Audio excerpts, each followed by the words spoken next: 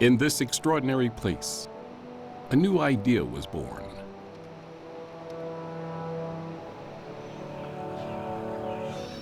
On March 1, 1872, President Ulysses S. Grant signed into existence the world's first national park, Yellowstone National Park. The 2.2 million acres of wilderness was set apart as a public park or pleasuring ground for the benefit and enjoyment of the people. This glorious park contains over 1/2 of the world's hydrothermal features.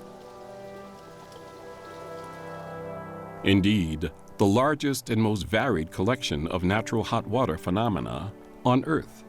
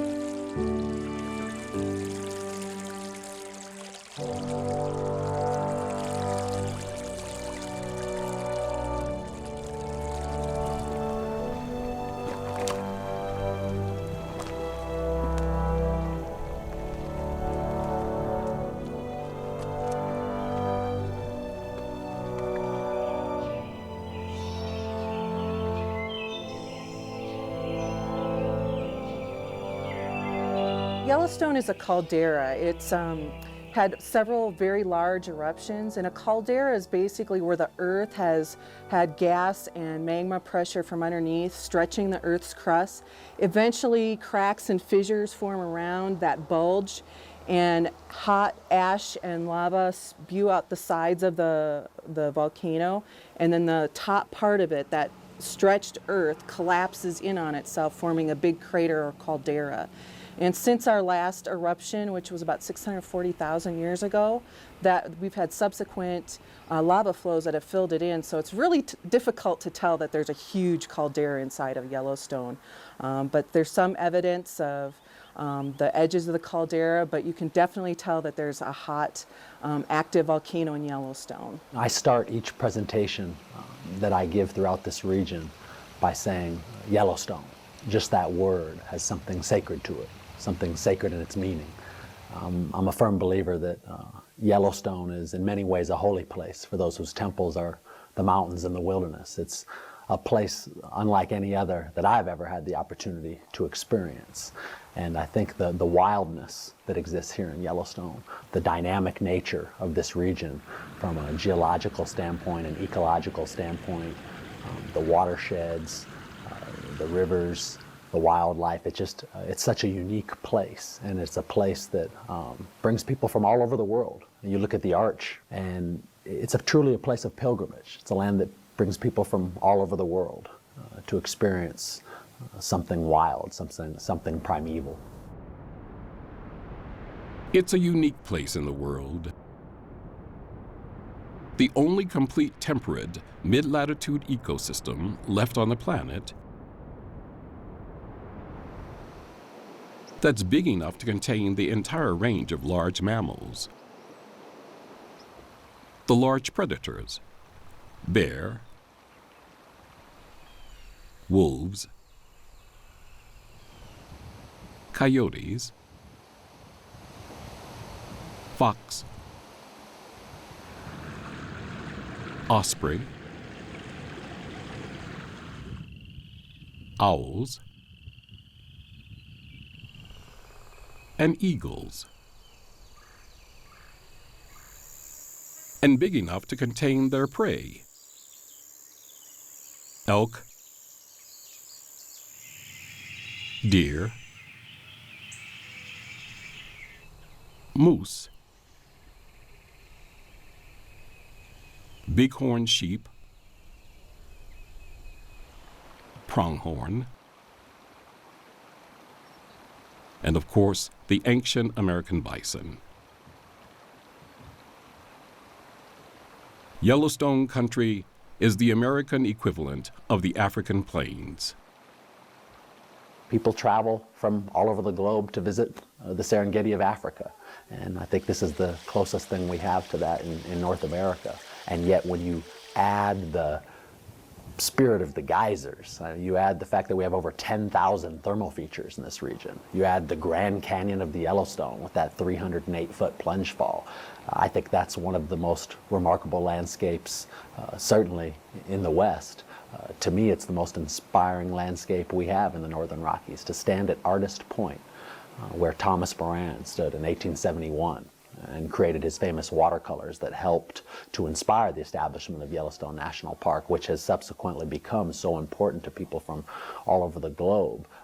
It's a place that's humbling, it's inspiring, it's moving. My favorite thing about Yellowstone is that I'll never know it all. There's always something new to learn, and so it helps me become curious to learn about it. And there's a special magic to Yellowstone that just taking a hike through the park you can experience. And one of my fondest memories of Yellowstone is hiking with a friend to Artist Paint Pots early in the morning. And we walked through the forest to get to the mud pots, and on our way back, all of a sudden the sun was glistening on all these spider webs in the trees that we had passed earlier in the morning that we didn't even notice. It was like just like a magic spell. All those things had appeared just out of the blue in a short amount of time. So there's always something new to see and to discover, and we'll never see it all. The Yellowstone ecosystem, Yellowstone country, is more than just one park. It's thousands of acres of national forests. National forests encompassing mountain ranges. And there is the most spectacular, a park containing breathtaking mountain peaks, glacial lakes, wetlands, and gravelly moraines.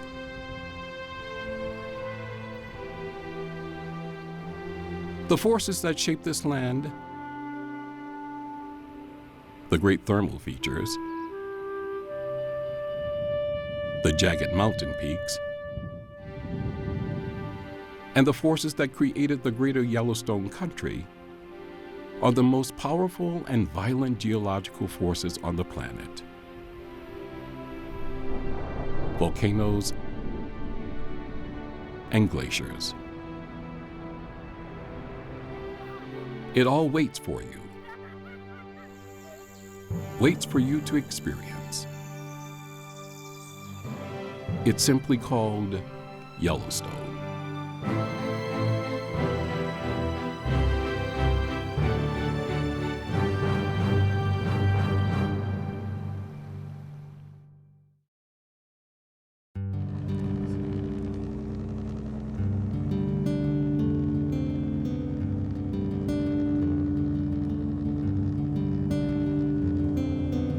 There is only one way to fully grasp the vastness 165 miles long, the largest North American river,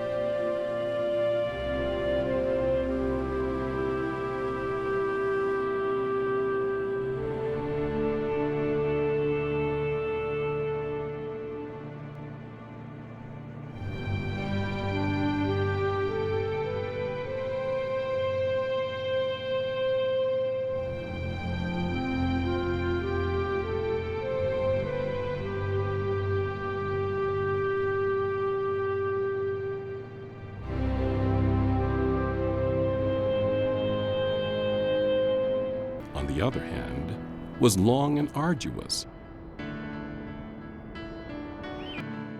One of America's great philanthropists, John D. Rockefeller Jr., came to the rescue.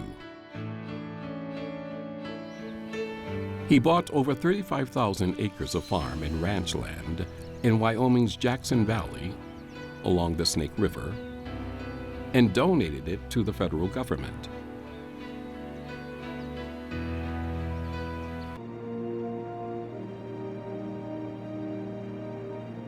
As the plane leaves the Jackson Valley and enters Yellowstone Park, striking changes take place. The land rises dramatically into Yellowstone's youngest lava flow, the 70,000-year-old Pitchstone Plateau. The Pitchstone Plateau is one of 9 named plateaus in Yellowstone National Park. These plateaus make up the Greater Yellowstone Plateau. Even in the summer, the Pitchstone remains covered in snow. Snows that average over 50 feet per year. Below the snow is a vast area of unwooded lava, resembling, as more than one writer has described it, a moonscape. Contained within the Pitchstone Plateau are 2 of Yellowstone's treasures, Lewis Lake and Shoshone Lake, the second largest lake in the park, and one that can only be reached by backpacking or canoe. The overall Yellowstone Plateau was created through 3 volcanic cycles spanning over 2 million years.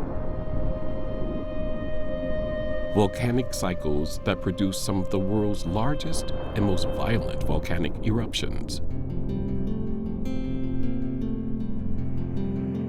Traveling further north is the 200,000-acre wilderness area known as Yellowstone's Central Plateau. Surrounded by the park's Laurel Loop road system, the Central Plateau Wilderness consists of a vast lodgepole pine forest. Yellowstone is covered mostly by a lodgepole pine forest. Lodgepoles are a tree that's very well adapted to growing in areas where the soil might not be as rich as in other areas. So it's a very volcanic, pretty young volcanic area, and lodgepoles grow very well here. The lodgepole is a tall, thin pine tree, and if you drive around Yellowstone, you'll see things that look like almost like telephone poles with a Christmas tree on top. Those are the lodgepole pine. They cover about 80% of the park. They're very well also adapted to fire. Some of the pine cones are covered with a waxy resin, so when fire runs through the forest, the wax from that resin protects those pine cones, and the heat melts the resin off, and the pine cones kind of pop open and scatter their seeds on the newly opened forest floor. Because the canopy has been burnt by fire, there's sunlight, water, and nutrients can reach the forest floor, and those lodgepole pines grow best where they get a lot of sunlight. In Yellowstone, there are vast areas where fire has raced through the lodgepole pine forest, and the grand scale of the fires can be seen from the air.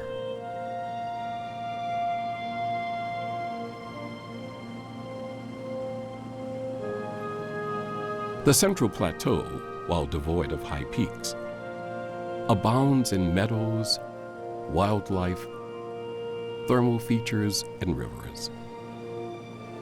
Yellowstone has some great rivers that offer people great chances to view wildlife and to fish and that sort of thing.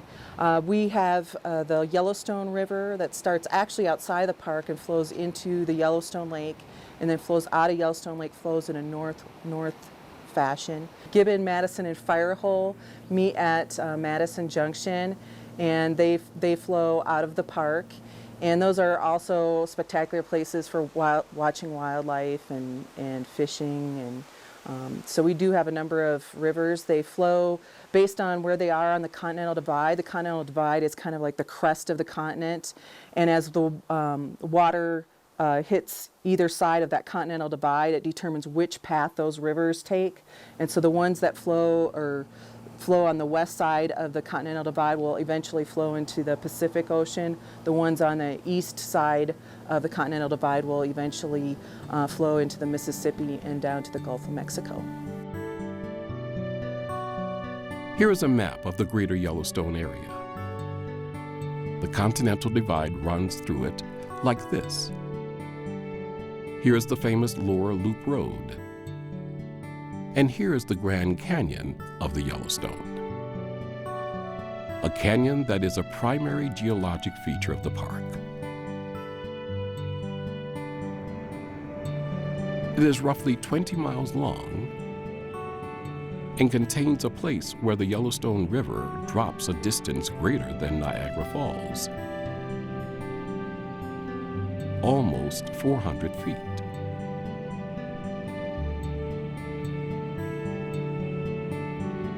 However, the reason the park was set aside in the first place lies in its magnificent thermal features, its geysers and hot springs. From the air, the hot springs appear as shimmering blue pools of water, surrounded by light-colored barren landscapes. These are called thermal basins. What's exclusive to Yellowstone is its concentration of over 300 geysers, thermal areas where superheated water periodically erupts into the air. The most famous is, of course, Old Faithful, a spectacular geyser that erupts like clockwork.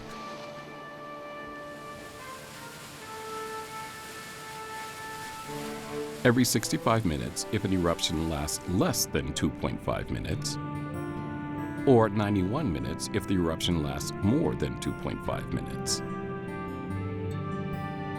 It's very unusual for geysers to be predictable. The fact that we can predict about 5 or 6 different geysers in Yellowstone is quite unusual.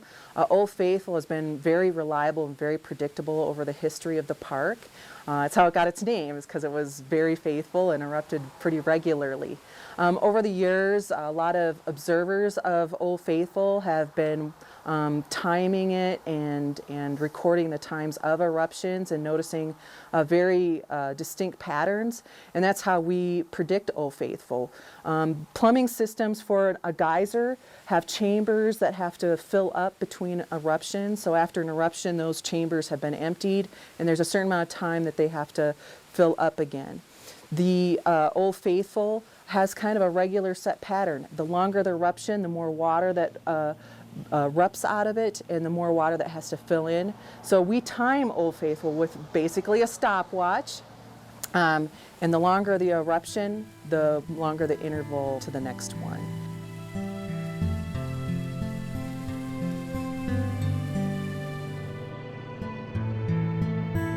The highlight of any aerial trip is a thermal feature that can only be fully appreciated from the air. A thermal feature known as the Grand Prismatic. The Grand Prismatic is the largest hot spring in the United States. The deep blue spring extends over an area approximately 250 by 300 feet and is 160 feet deep. The spring discharges an estimated 560 gallons of 160-degree water per minute into the surrounding landscape. Surely, this is one of the most unearthly beautiful sights on the planet. It is a sight worth savoring and remembering for a lifetime. The Grand Prismatic is just one of the countless thermal features that are derived from Yellowstone Country's matchless geology.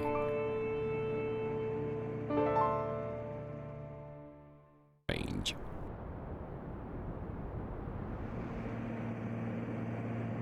Oddly, the Rockies disappear as one enters Yellowstone National Park. The reason is a bizarre geological feature known as a hot spot. American soil is home to 3 hot spots. One rests below Flagstaff, Arizona, and has been quiescent for thousands of years.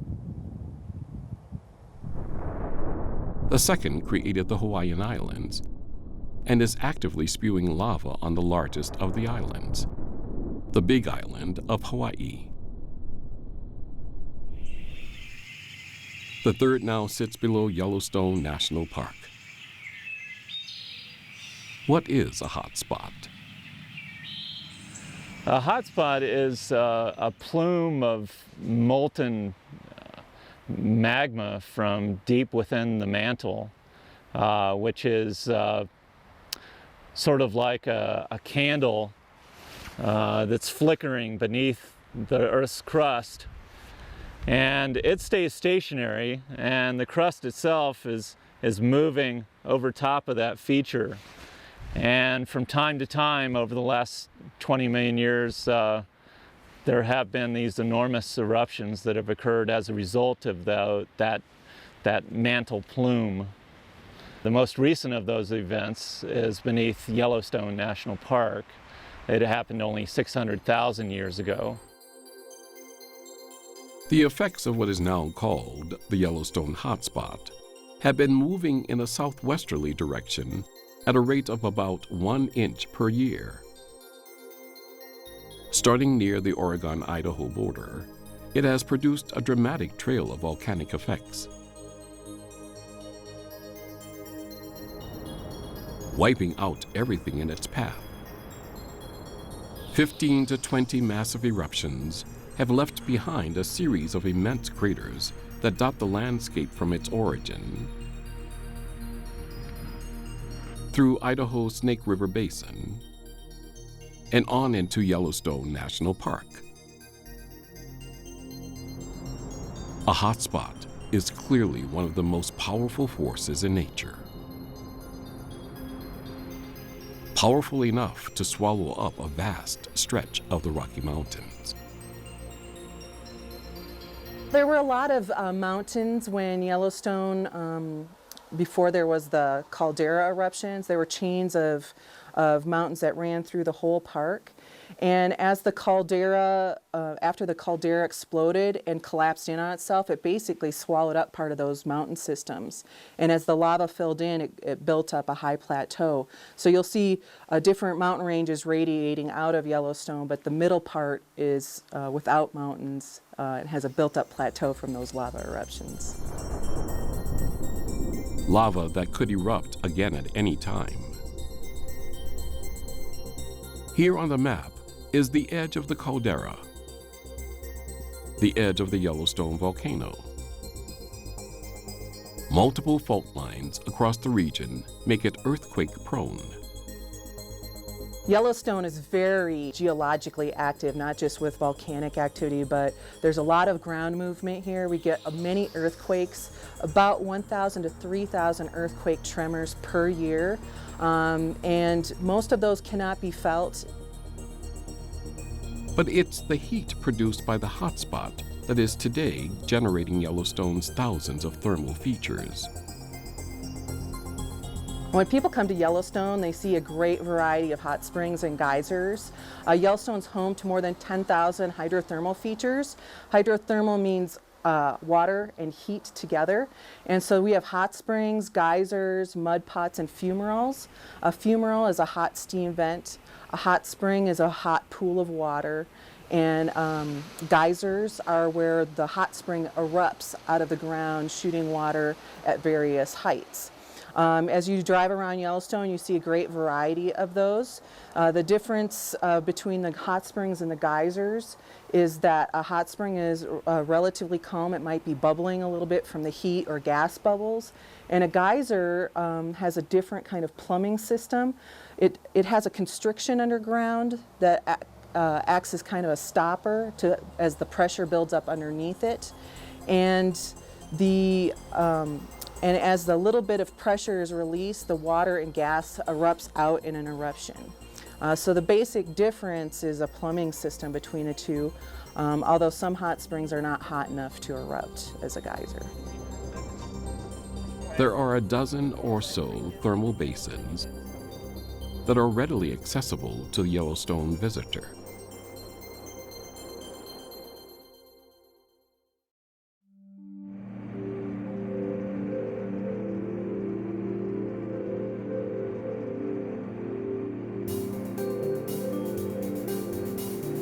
Yellowstone National Park has over half of the world's geysers, and most of them are located in the upper geyser basin. This remarkable 1 square mile area contains at least 150 of these hydrothermal wonders, making it the most densely concentrated geyser region in the world. 3 major geysers, Grand, Castle, and Old Faithful, are located here. Each day, during the high season, thousands of visitors walk from the parking lot to the circular boardwalk to experience an Old Faithful eruption for themselves. Their anticipation is palpable, as there are many false starts. Old Faithful's rather predictable, which is unusual. Possibly its plumbing system is segregated from other active features. A lot of the underground plumbing, the cracks and fissures that plumb individual geysers are connected to each other. So if you have one that has no regular pattern, it can affect the pattern of the other. And perhaps Old Faithful's plumbing system is segregated from other active features, and that makes it very regular. Located about a mile north of the Old Faithful area is Black Sand Basin. Some of the most colorful hydrothermal features in the park abound here. Originally, it was called the Emerald Group because of the amazing jewel-like hot springs on display here. But its name changed when tourists began calling it Black Sand Basin because of the small fragments of obsidian sand that covers portions of the basin. A beautifully placed network of boardwalks takes the visitors up close and personal with its plethora of hot springs and geysers. Emerald Pool is the most colorful and famous of Black Sand Basin's features. The clear water reflects the blues, but absorbs the other hues of the color spectrum. And the combination produces its deep emerald green color. The stunning outer ring is a fringe of yellow and orange. Here it's much lower temperature, 154.6 degrees Fahrenheit, has allowed yellow bacteria and algae to grow on the lining of the pool. Opalescent Pool is a cooler thermal pool. Early in its history, Opalescent was a boiling spring, surrounded by smaller springs. However, by the early 1950s, it was nearly a dry pool. Then Spouter Geyser began erupting, and its runoff brought Opalescent Pool back to life. Constantly bubbling, Cliff Geyser is named for its cliff-like wall of geyserite formed around the crater. and for its location on the edge of Iron Spring Creek. This geyser, like most geysers in the park, is irregular in its eruptions. Interestingly, when the geyser is active, there are usually 1 or 2 eruptions a day. But there are also periods of dormancy lasting weeks and even years. There are a couple of aptly named little geyser pools that constantly bubble and spew to the delight of visitors. The river running through this area is Iron Spring Creek. It is as colorful as the hot springs. Indeed, like so many of the thermal areas, the hot waters eventually end up in one of the rivers or creeks, creating glorious mystical experiences.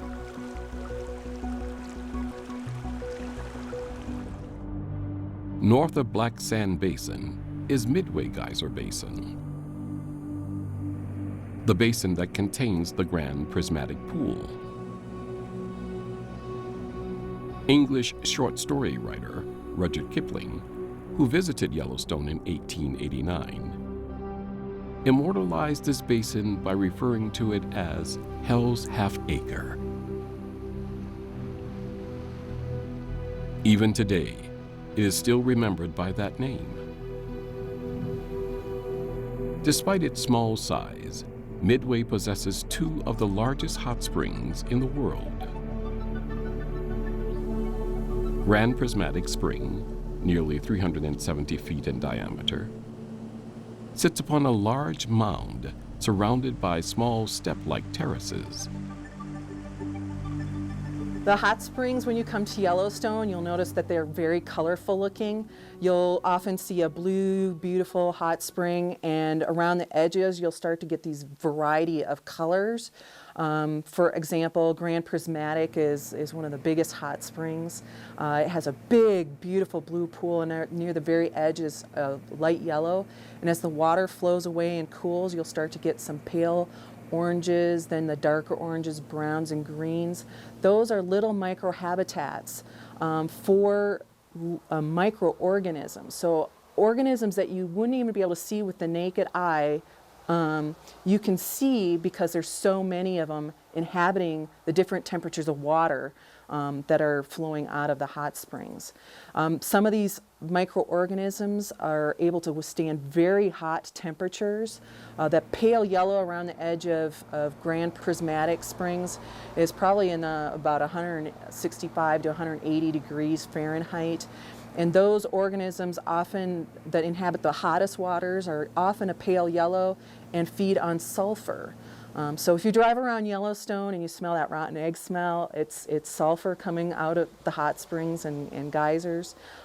It doesn't seem very appetizing to us, but to those microorganisms, it's food. As the water cools, you start to get some of the photosynthetic organisms, so the cyanobacteria. Those organisms are able to capture energy from the sun, much like plants do, and to create their own food. And in turn, those microorganisms become part of a little miniature ecosystem. The photosynthetic bacteria might be grazed upon by ephedrid flies. They're small little black flies you'd see maybe walking around the surface of the cooler parts of the water. Sometimes you'll even see the pinkish colored egg mounds that are left behind by the ephedrid flies right inside the hot spring waters. So they're grazing on the cyanobacteria, kind of like elk graze on grass. And there's predators that wander in and out of those hot spring areas, like spiders will crawl across the water looking for the ephedrid flies, and a killdeer bird might go along and pick off the ephedrid flies and the spider. Greeting the visitors arriving from Cody to the east is Black Dragon's Cauldron.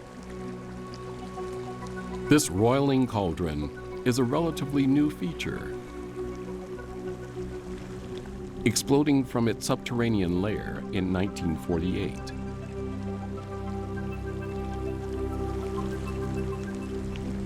The area is eerily intriguing.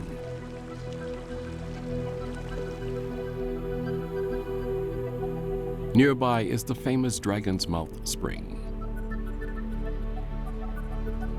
The rhythmic belching of steam and the flashing tongue of water give the Dragon's Mouth Spring its name.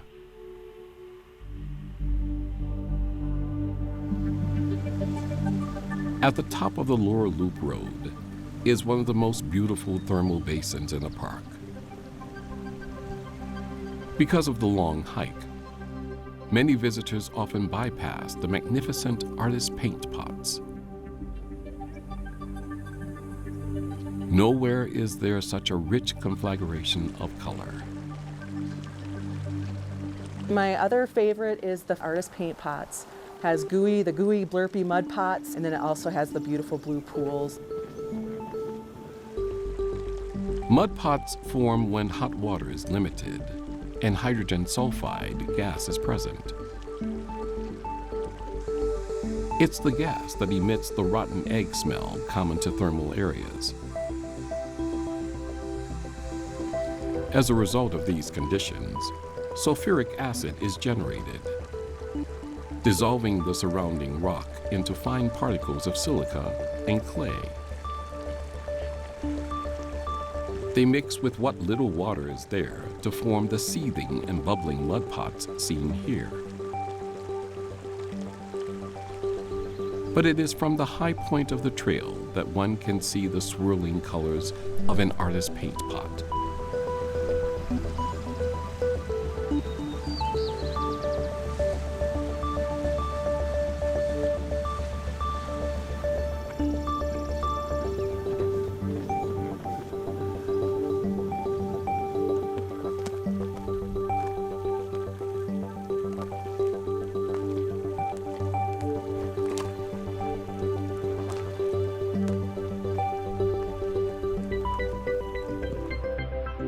Near the north entrance to the park and outside of the Yellowstone caldera is a remarkable thermal area. A thermal area not set in volcanic rhyolite, but in sedimentary limestone. President of Yellowstone Country Guardians and former park ranger Mike Leach leads tours of this famous thermal feature. Welcome to the Mammoth Hot Springs here in Yellowstone National Park. This is a very historic region. The first hotel in Yellowstone National Park was actually built at the foot of the hot springs here, and it's also home to historic Fort Yellowstone. The U.S. Cavalry came to Yellowstone in August of 1886 when 50 members of Company M marched down from Fort Custer, Montana Territory with Captain Moses Harris, after being asked by the Department of the Interior to come and help facilitate the protection of Yellowstone National Park. It was features like mammoth that were actually being degraded by many entrepreneurs and visitors who were curious about the wonders of this region. While many people think of wildlife when they have images of Yellowstone today, grizzly bears, wolves, bison, it's important to remember that the boundaries were drawn up in 1872 around Yellowstone National Park as the world's first national park in hopes of keeping all the geothermal features and scenic wonders intact. It really wasn't the purpose of Yellowstone's establishment to protect the wildlife as much as it was to protect these scenic wonders and incredible thermal features. And while certainly those down in the Norris area can argue why that is such a dynamic and extreme environment, as someone who had the opportunity to work as a ranger naturalist here in Mammoth for 7 years, I will always argue that this is one of the most dynamic geological regions on our planet. I always like to say that Yellowstone is not a place but a process, and I don't think any one thermal basin really represents that and demonstrates that more than the Mammoth Hot Springs. So here we are in the vicinity of Pallet Spring. This is certainly one of the most dynamic we have in the region. It's constantly changing. You can look up here and see some of these really unique features. We have 4 different types of thermal features in Yellowstone National Park. We have hot springs, geysers, fumaroles, and mud pots. All you're going to see here at Mammoth are the hot springs, but they're some of the most spectacular hot springs that this world has to offer. While there's over 10,000 thermal features in Yellowstone National Park, Mammoth, and in particular Palette, is certainly one of the more well-known. So if you look up top, you'll see where the water comes out of the vent, and as that flows over, you get a feature that we like to call a pulpit, and then hanging off of that pulpit, you'll see stalactites or fluted columns, much like you'd see in a cave. And many people like to describe this as an inside-out cave that changes very rapidly. And then you'll get those unique cascading features, and when there's something trying to displace the flow of the water, like one of these trees, often you'll start to get the buildup of a terrace formation, those stair-step like wedding cake style formations that makes this area so unique. And then you'll get down into here and you'll get some of these really interesting mini terraces or scalloping effects. But let's talk a little bit about how this forms and really why this area is so dynamic. If you were to look up here at Mount Everts was once underwater, approximately 60 to 120 million years ago. This region was largely sculpted by the Absaroka volcanic period that was about 50 million years ago. But roughly 60 to 120 million years ago, there was an inland ocean here in this region. And when that ocean receded, it left fossils, shells, and crustaceans that formed a layer of limestone over 1,000 feet thick. We're sitting on a hot spot here in Yellowstone, and the definition of a hot spot is a plume of magma very close to the Earth's surface.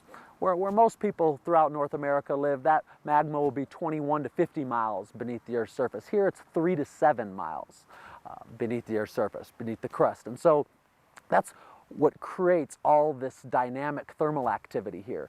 We have a lot of snow. You can see anytime you visit Yellowstone, it's smart to bring an umbrella and some rain gear and certainly some warm clothes, because we're at over 6,500 feet in elevation right now, and much of the Yellowstone Plateau is at over 7,000 feet in elevation, and so the weather can change drastically. But we have a lot of snowfall. In fact, we're sitting at about 226% of our annual snowfall in the upper Yellowstone River drainage. And while most of that snow will work its way into the river systems, and we'll get spring runoff, and we'll have this scouring effect of this region's most powerful erosive process, which is the water, the rivers coursing throughout this region. Some of that will work its way to the groundwater. So in this region, where you have the several most likely streams and channels working their way through the limestone, that water is heated up by the magma. And when that magma heats the water wants to rise. But not only does the magma send up heat, but it also sends up gases. And the most important of the gases in the Mammoth region is carbon dioxide. Because when the carbon dioxide mixes with the water, it forms a weak acidic solution, a carbonic acid. So now as the water's rising through the cracks and fissures in the limestone, it's eating away at that limestone and carrying it in solution form until it reaches the Earth's surface. If you were to walk up to the vent here at any of these springs like Hyman or Palette Spring, you would see what looks like boiling water. The boiling temperature at this elevation is approximately 199 degrees. The higher in elevation, the lower the temperature in terms of your boiling point. So what you're seeing up there is actually gases being released. You'll smell a little of that hydrogen sulfide. We certainly don't have the concentration of hydrogen sulfide you'd see throughout some of the other thermal areas, the geyser basins, where they have a compact center, where rhyolite is the bedrock. Thus a presence of sulfur and hydrogen sulfide, but the carbon dioxide is released. Once the carbon dioxide is released, the bond is broken, and the water can no longer hold the limestone in solution form, and thus it precipitates out. So wherever you see water flowing here, it's actively precipitating limestone. We used to say that we could see a growth of about 8 to 12 inches in a one-year time period, but in my last year rangering here in 2007, we documented a growth at Palette Spring of over a meter. And so that's one of the things that makes this region so dynamic. As this continues to grow, it can either cap itself off or plug its own plumbing system. And since this water is all coming from one source and looking for the path of least resistance, if it can't come out at a spring where it's come out in some cases for decades, it'll come out somewhere else. So we're always asked here at the Mammoth Hot Springs, Why are the springs drying up? Because people remember springs like Minerva Terrace, and when it was in its heyday, it looked like this whole hill was active. But we believe the water level stays relatively constant in this region. It's just always changing. So when you visit the Mammoth Hot Springs, take some pictures of some of these springs that are very dynamic and active now, because when you come back 20, 25 years from now, when you come back 3 months from now, it could be dry.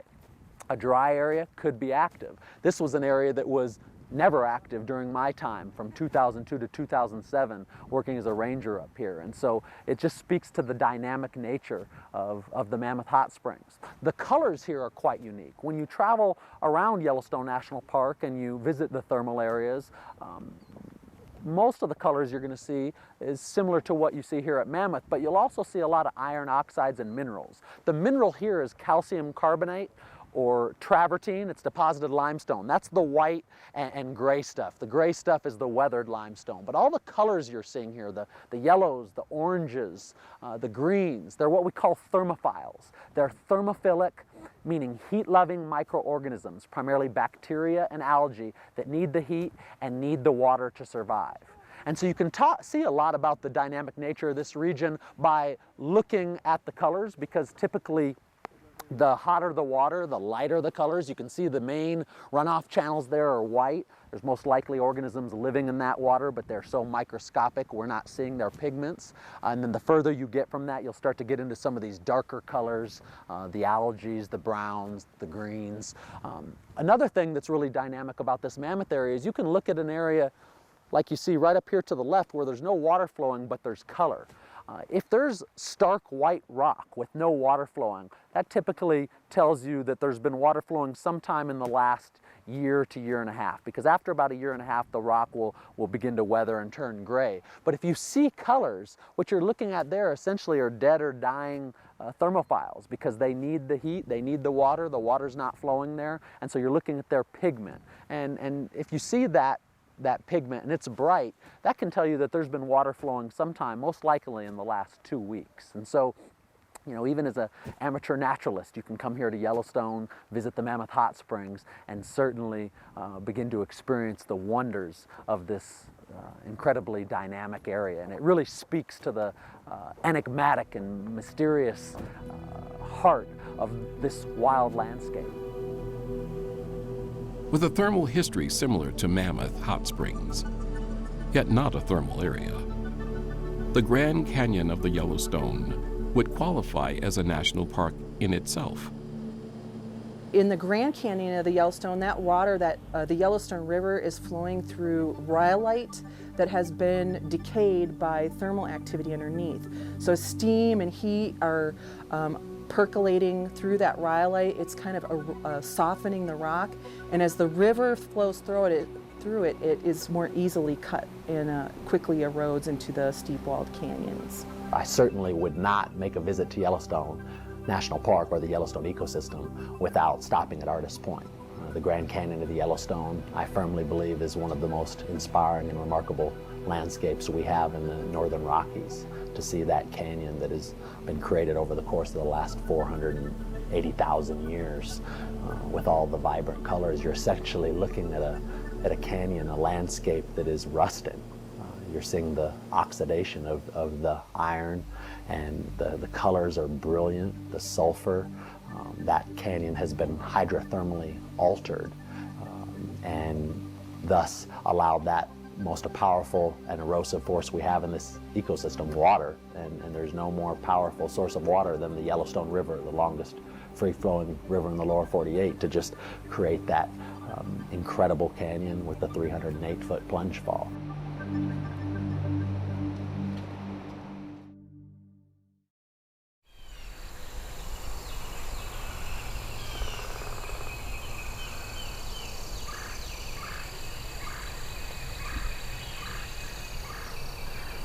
Traveling throughout Yellowstone country, at any moment one can have a personal and unique animal experience.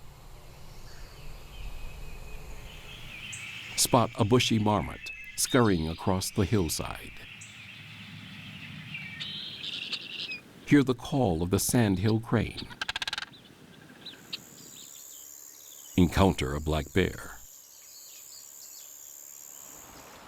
or come across migratory pronghorns in the lush Lamar Valley. That is the promise of wild Yellowstone. The promise of the Yellowstone experience. Yellowstone National Park is the heartbeat of the greater Yellowstone ecosystem. But Yellowstone National Park itself, as large as it is, at roughly 2.2 million acres in size, it's approximately 3,472 square miles, larger than the states of Rhode Island and Delaware combined, is not an intact ecosystem in and of itself. The greater Yellowstone ecosystem, or the greater Yellowstone area, what we love to call Yellowstone country, which includes countless communities, 6 national forests, portions of 3 states, 2 national parks, adds up to over 18 million acres. And that's what really makes this region so unique.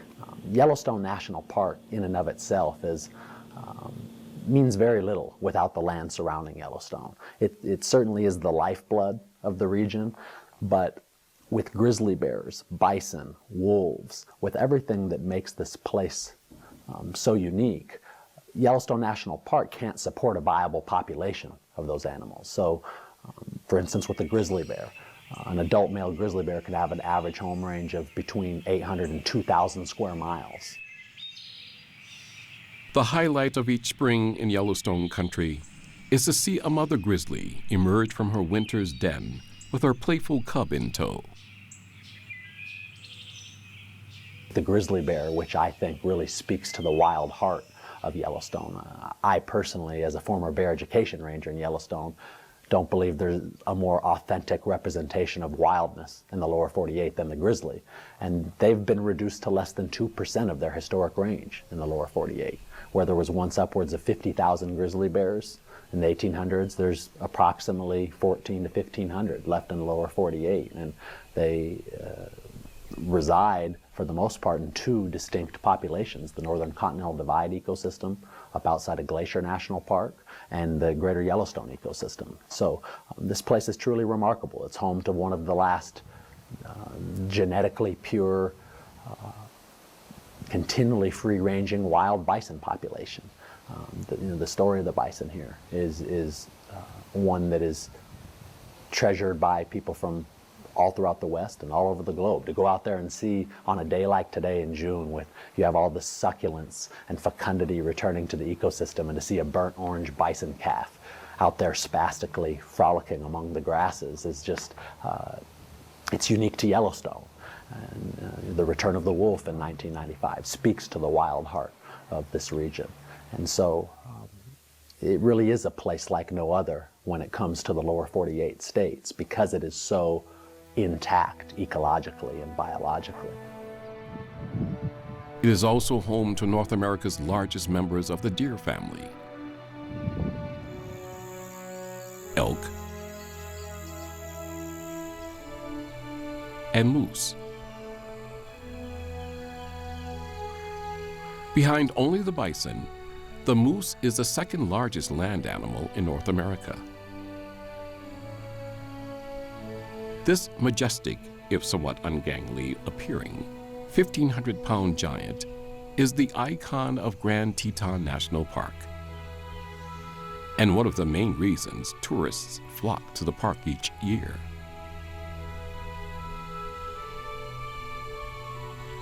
Nowhere else is there a better chance of seeing one of these magnificent solitary creatures.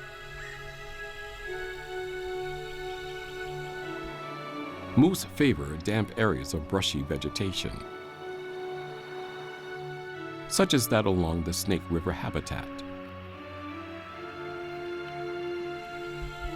There is not a more surprising sight than a bull moose with a full rack of antlers.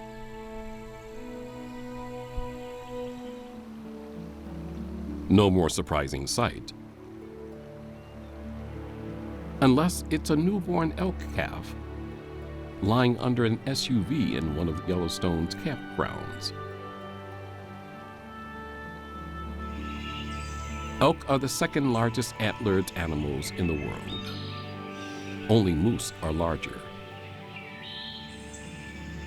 Bull elk are 4.5 to 5 feet tall at the shoulder and weigh between 550 and 800 pounds. Cow elk weigh from 450 to 600 pounds.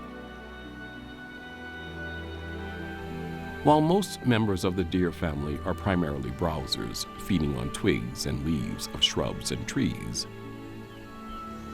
elk are both browsers and grazers, feeding extensively on grasses and forbs, as well as shrubs. An astonishing 30,000 elk from 7 to 8 different herds summer in Yellowstone,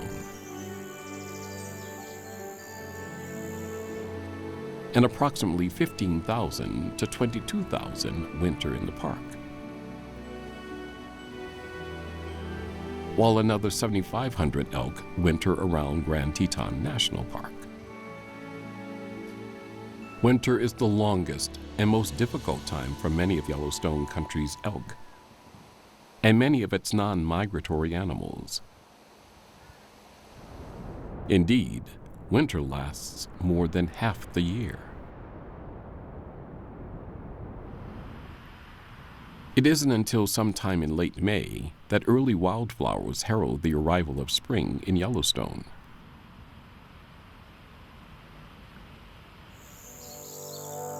It is also the time of calving in the park.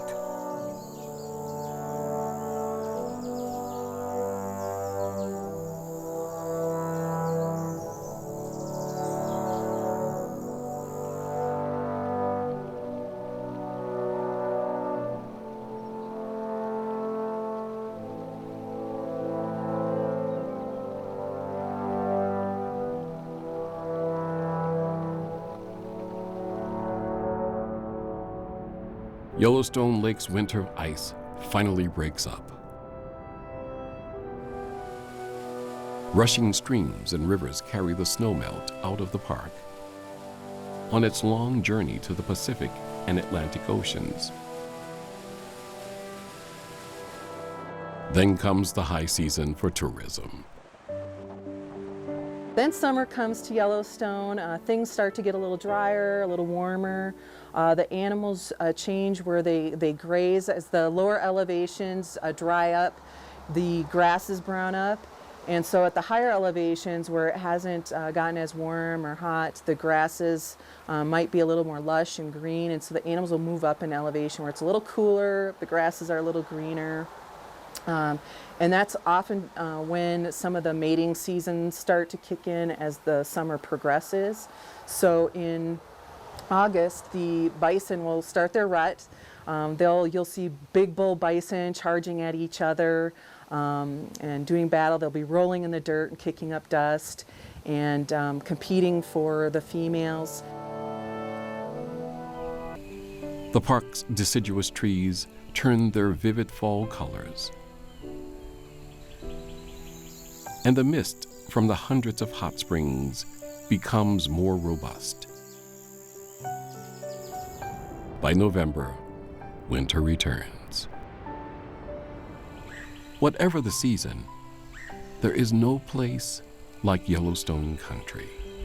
And I think when the people come to Yellowstone, they come here to get unplugged. They come here to experience something that their grandparents experienced, to experience something that I think is in our blood, that's something important for us on a spiritual level. I think that places like Yellowstone help to provide some level of spiritual sustenance.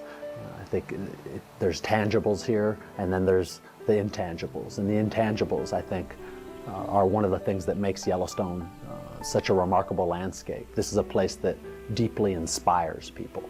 It's a place that people love, a place that people are moved by. And I think when people visit this region and when they come to the Yellowstone ecosystem as a whole, but certainly to Yellowstone National Park, in many ways they're not really just getting unplugged, they're plugging in to something, I think, deeply important to all of us who have the opportunity to visit these wild western landscapes. And Yellowstone certainly, I believe, is in a class all of its own.